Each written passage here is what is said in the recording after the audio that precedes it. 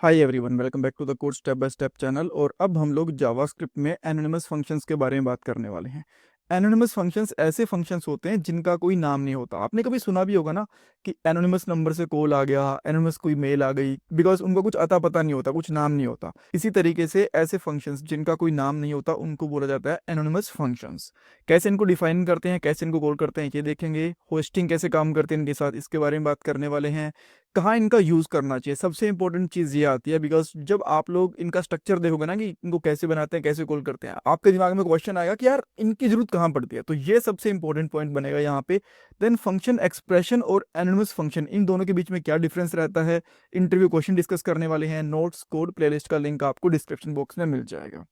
So already मैंने एक file create करके रखी हुई है एनोनिमस फंक्शन डॉट HTML करके। यहाँ पे स्क्रिप्ट टैग के अंदर हम लोग इन फंक्शन को बनाएंगे, कॉल करके देखेंगे, बाकी सारी चीज़ें डिस्कस करने वाले हैं। ऑलराइट, तो हमारा पहला एनोनिमस फंक्शन बनाते हैं।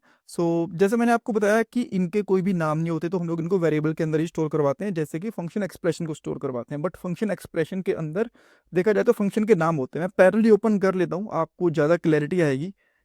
यहाँ पे फंक्शन एक्सप्रेशन को भी ओपन कर लेता हूँ। देखो यहाँ पे भी हम लोग फंक्शंस को एक वेरिएबल के अंदर स्टोर करवाते हैं, बट इनके नाम होते हैं। जैसे मैं यहाँ पे कॉन्स्ट लेके उसका नाम रख लेता हूँ ऐड, और इसके अंदर एक फंक्शन कुछ इस तरीके से बना देंगे, और दैट्स ऑल।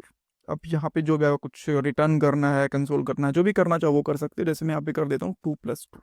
नाउ अब यहाँ पे जो आपने कॉन्स्ट बनाया था उसको कॉल कर सकते हो इस तरीके से। अब आप बोलोगे यार ये तो काफी हद तक सिमिलर है ना फंक्शन एक्सप्रेशन के। जी हाँ, फंक्शन एक्सप्रेशन और एनोनिमस फंक्शन के अंदर जो मेजर डिफरेंस होता है वो यही होता है कि फंक्शन एक्सप्रेशन के अंदर हम लोग फंक्शन का नाम रखते हैं, उसको भी हालांकि वेरिएबल के अंदर स्टोर करवा के रखते हैं, बट वहां पे फंक्शन का नाम होता है। एनोनिमस फंक्शन के अंदर फंक्शन का नाम नहीं होता। अब इसको हम लोग रन करके देख लेते हैं। मैं यहाँ पे इंस्पेक्ट एलिमेंट करता हूँ और इसको रिफ्रेश करूंगा। यहाँ पे आप देख सकते हो 4 हमारे पास यहाँ पे आंसर आ गया। क्वेश्चन आता है कि इनका यूज कहाँ करते हैं। अब इनका यूज करते हैं हम लोग कॉल बैक फंक्शन बनाने के लिए। वो कैसे काम करता है मैं आपको बताता हूँ। मान लो आपके पास एक कोई फंक्शन है यहाँ पे जिसका नाम है ऑपरेशंस, और देन हम लोग यहाँ पे क्या करते हैं, इसके अंदर कंसोल डॉट लॉग करवा लेते हैं। स्टेप बाय स्टेप चलते हैं, और यहाँ पे कर देता हूँ हेलो, और देन मैं यहाँ पे ऑपरेशन को इस तरीके से कॉल कर दूंगा। बहुत सिंपल है, हमारा जो ऑपरेशन फंक्शन है कॉल हो जाएगा। अब इस फंक्शन के अंदर, इस ऑपरेशन वाले फंक्शन के अंदर जो ऐड वाला फंक्शन है, इसको एज अ पैरामीटर पास करना चाहता हूँ। मैं यहाँ पे डाल दूंगा ऐड, कॉल नहीं करवाऊंगा इस तरीके से, ये चीज़ आपको ध्यान रखनी है। बस इस तरीके से पास कर दूंगा, और यहाँ पे कुछ भी नाम रख लेता हूँ, जैसे कि फन नाम रख लिया, बिकॉज ये फंक्शन कोई भी आएगा तो उसको कॉल करेंगे हम लोग, राइट। और यहाँ पे मैं कंसोल डॉट लॉग करवा दूंगा, जो मेरे पास फन आएगा एज अ फंक्शन इस तरीके से। और यहाँ से मैं क्या करता हूँ, रिटर्न करवा देता हूँ, राइट। बिकॉज नहीं तो यहाँ पे भी कंसोल, यहाँ पे भी कंसोल हो जाएगा 2+2 इस तरीके से, ठीक है। इसकी हमें जरूरत नहीं है, इसको मैं कमेंट आउट कर देता हूँ। देन अब आप यहाँ पे चेक करोगे, रिफ्रेश करोगे, तो आपको यहाँ पे 4 मिल गया। आप बोलोगे कि इतना सब कुछ करने की जरूरत कहाँ पड़ रही है, डायरेक्टली हम लोग इसके अंदर ही फंक्शन को कॉल करवा देते। अगर मैं यहाँ पे पास नहीं करता, ऐड फंक्शन को डायरेक्टली कॉल करवा देते। बट बहुत बार हमें कंडीशनल चीजें चाहिए होती हैं, इसके स्कोप के अंदर चीजें चाहिए होती हैं। जैसे कि मैं यहाँ पे करता हूँ लेट x इक्वल टू 10, और यहाँ पे लेट y इक्वल टू 20, ठीक है। और यहाँ पे मैं क्या करूंगा, इन दो पैरामीटर का यूज करूंगा यहाँ पे, ठीक है, इसके अंदर पास करने के लिए। तो मैं यहाँ पे करता हूँ x कोमा y, ये मैंने दो चीजें पास कर दी, सॉरी x करना था मुझे, x कोमा y दो चीजें पास कर दी। और यहाँ पे मान लो दो पैरामीटर ले भी रहा है, a कोमा b इस तरीके से। तो मैं यहाँ पे एक कोमा करना है यार, मैं क्या करता हूँ, तो मैं यहाँ पे क्या कर दूंगा a+b कर दूंगा, ठीक है। तो अभी ये इस तरीके से कॉल हो जाएगा, 30 आ गया, कोई दिक्कत नहीं है। बट अब ये तो एक सिंपल सा एग्जांपल भी हो गया। बट कई बार ऐसा होता है कि यहाँ पे कंडीशनल चीजें रन करनी होती हैं। तो जैसे हम लोगों ने यहाँ पे ऐड वाली चीज कम कॉल करी है, हो सकता है अभी इस तरीके से हमें सब वाली चीज भी कॉल करनी हो, सब्सट्रैक्शन वाली भी। तो मैं यहाँ पे एक फंक्शन बनाऊंगा, और यहाँ पे भी ये a, b इस तरीके से वेरिएबल्स ले रहा होगा, और यहाँ पे सिंपली रिटर्न कर रहा होगा लेट्स से a-b, कुछ इस तरीके से रिटर्न कर रहा होगा। तो अब जैसे आपने यहाँ पे एक ऐड वाली चीज कॉल करी थी, इसी तरीके से आप, ठीक है, जो ये चीज थी इसको चलता रहने देते हैं, ठीक है। जैसे ऐड पास करा था, अब यहाँ पे आपने यहाँ पे सब पास कर दिया, ठीक है। और जैसे आप सब पास करोगे ना, तो ये अब माइनस भी कर देगा यहाँ पे। अब आप देख सकते हो ऊपर जो प्लस वाला चला, नीचे माइनस वाला चल गया, राइट। इस तरीके से आप लोग जब एक फंक्शन के पैरामीटर के अंदर फंक्शन पास करना चाहते हो, तब आप लोग मोस्टली एनोनिमस फंक्शन कॉल का एनोनिमस फंक्शंस का यूज करते हो।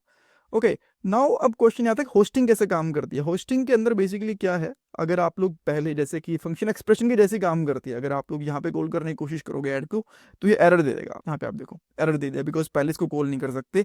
जो हमारे पास फंक्शन डिक्लेरेशन होती है उसी को हम लोग पहले कॉल कर सकते हैं, अदरवाइज जो फंक्शन एक्सप्रेशन होता है या फिर एनुअल फंक्शंस होते हैं, इनको आप लोग फंक्शन की डेफिनेशन से पहले कॉल नहीं कर सकते। ये चीज़ आपको पता होनी चाहिए। नो, अब आपको मैं एक और फंक्शन का एग्जाम्पल दे देता हूँ। जैसे कि मेरे पास यहाँ पे एक कॉन्स्टेंट है, फंक्शन है बेसिकली एनोनिमस, जिसका नाम है यहाँ पे ओन टाइम, ऐसा कुछ फंक्शन है। और ये बेसिकली क्या करता है, जस्ट कुछ नहीं करवाता है, कंसोल करता है बेसिकली। ठीक है, मैं यहाँ पे करवाता हूँ कंसोल, और ये करता है ओन टाइम कोड इस तरीके से। और मेरे पास यहाँ पे एक सेट टाइम आउट है। ठीक है, सेट टाइम आउट के अंदर हमें पता है हम लोग क्या करते हैं, बेसिकली जिस भी चीज़ को आप कॉल करवाना चाहते हो कुछ टाइम के बाद में कॉल हो जाएगी। जैसे कि मैं यहाँ पे 3 सेकंड के बाद में यहाँ पे कॉल करवाना चाहता हूँ सेट टाइम आउट को, तो मैं यहाँ पे करता हूँ सेट टाइम आउट। 2 सेकंड बाद कॉल करवाना चाहता हूँ, तो आप चेक करोगे रिफ्रेश करने के बाद 2 सेकंड बाद में कॉल हो जाएगा, यहाँ पे आप देख सकते हो। ठीक है, बट आप इस तरीके से फंक्शन पास नहीं करना चाहते, बिकॉज ये भी एक देखा जाए तो एनोनिमस फंक्शन ही है। बट अगर इसकी जगह पे आप ऑन टाइम पास कर दोगे ना, तो वो भी प्रॉपरली काम करेगा। अभी आपको पता चलेगा, देखो ये भी इस प्रॉपरली काम कर रहा है। तो अगर आपको कुछ, बिकॉज सी ये जो सेट टाइम आउट है ना, ये अपने आप में ही फर्स्ट पैरामीटर के अंदर एक कॉल बैक फंक्शन ही लेता है। तो ऐसी चीजों के लिए भी आप लोग बेसिकली एनोनिमस फंक्शंस का यूज कर सकते हो, राइट। यहाँ पे जो फंक्शन एक्सप्रेशन होता है वो भी काम कर जाएगा, बट एनोनिमस फंक्शन यहाँ पे बेटर तरीके से काम करते हैं। नाउ अगर हम लोग इंटरव्यू क्वेश्चन की बात करें तो डिफरेंस पूछा जा सकता है कि नेम्ड फंक्शन और एनोनिमस फंक्शन के अंदर में डिफरेंस क्या होता है, नेम्ड एक्सप्रेशन फंक्शन के अंदर, राइट। तो सबसे बड़ी चीज इसके अंदर क्या होती है कि आप लोग नेम्ड फंक्शन को इंटरनली कॉल कर सकते हो। जैसे मैंने यहाँ पे आपको बताया था कि रिकर्जन था, तो इसको हम लोग इस फंक्शन के अंदर कॉल कर सकते हैं। कोई जरूरी नहीं कि आपको वेरिएबल का नाम ही लगाना है, इसके अंदर इसको कॉल करा जा सकता है। बट ये चीज एनोनिमस फंक्शन के अंदर यूज में नहीं आ सकती, बिकॉज इसका खुद का कुछ नाम ही नहीं होता। तो आप लोग इसको इंटरनल नेम देके इसको कॉल नहीं करवा सकते। डिबगिंग जो नेम्ड फंक्शन होते हैं वहां पे इजी रहती है। एनोनिमस फंक्शन में थोड़ी सी प्रॉब्लम करते हैं, बिकॉज वेरिएबल नेम यहाँ पे शो होते हैं, आप लोग नॉर्मली यूज नहीं कर सकते।